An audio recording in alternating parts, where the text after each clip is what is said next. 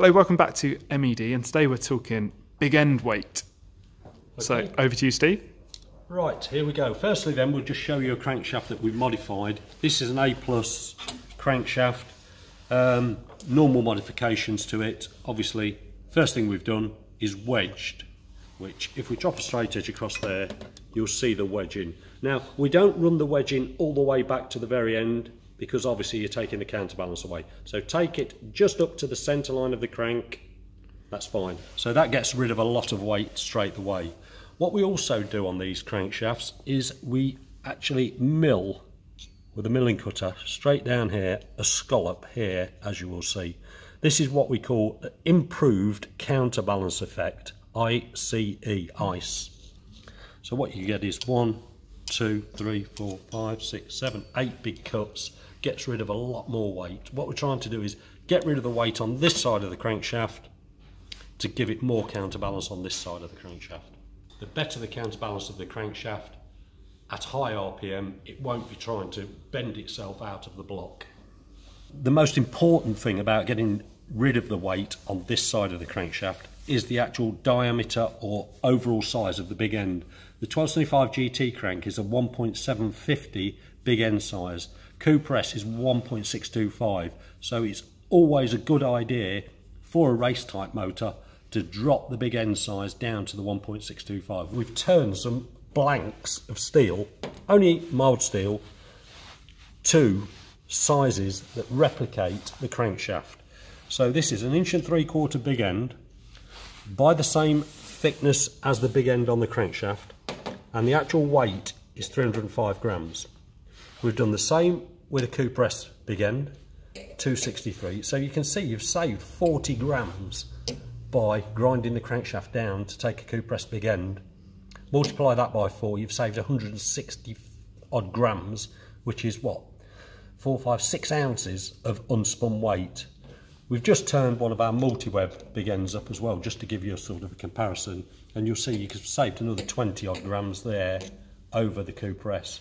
So the multi-web gets rid of a little bit more weight. What's the difference in the multi-web to the S big end? You can't grind an S crank big end to a multi-web diameter because the multi-web runs a thinner rod. We basically took a range of 5 conrods here. We've got A+ standard, A+ lightened, S lightened, S standard, and the MED arrow rod. And what you'll see is we weighed each one, which are the figures here, and you can see there's a vast difference from 694 right down to 424. So we start off with an A+ conrod, standard stock, straight out of an engine, just had ARP bolts fitted in it, which doesn't really make any difference. And that weighs in at 694. Now, different rods from different engines, you will get a variation of 20-30 grams. So that's just a base rod. When you take that rod and lighten and polish it like this one, you will drop the weight by 70-ish grams. Standard stock S rod, 682. Lightened and polished S rod, which is this one, okay, 611, about 70 grams. It's not just in the weight on the S rod though, is it? No, the S rod is a stronger rod than the A+. You'll notice around here there's a lot more meat, which is the fracture point, just here and here. That's why if you look at these, the arrow rods, they don't have bolts going through, they have threads into the rod, so they're stronger in this section. Okay, here's the MED arrow conrod. You'll notice now we're down to 425 grams. Look at that against the 611, almost 200 grams saved. Multiply that by 4, 800 grams almost. Imagine that at 8,000 RPM, the loading on the crankshaft is immense.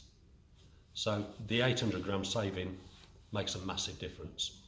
So we've got 688 grams. What does that refer to? Okay, we've just done a maximum against a minimum here. So you've got the arrow rod with the S big end, 688.